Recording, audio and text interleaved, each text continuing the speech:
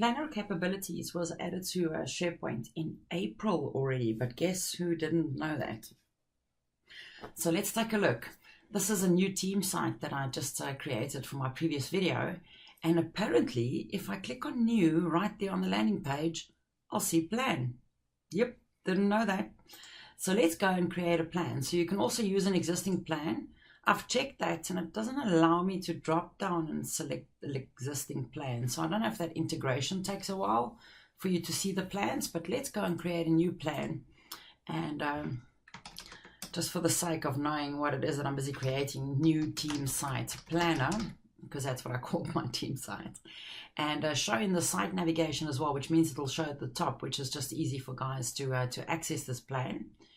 And let's take a look. So obviously the plan should be created. There we go. Oh, that's right there. It's an app on my SharePoint site. I think that's pretty amazing. So let's go and look at creating an activity. So let's call this budgets. So that's my bucket, and get money for beer, because that's important. And we would need that by Friday. I'm going to assign this to Bram. Now, that's interesting. I can't assign it to someone that's not in this team, remember? So for now, I'm going to just assign it to me. I'll have to make sure that I get that money for beer, of course.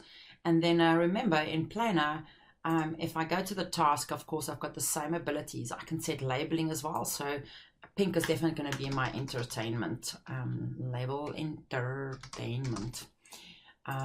Which I can use across all of these.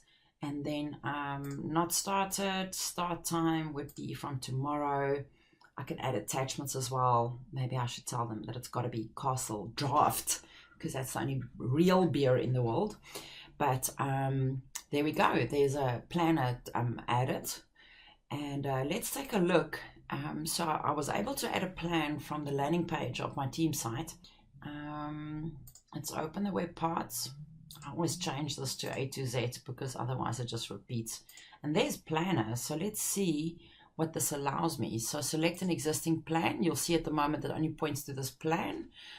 And then you can also choose what you wanted to display. Should it display the board, which is the buckets, or the charts, which is the cool, like graphical, cool stuff, right?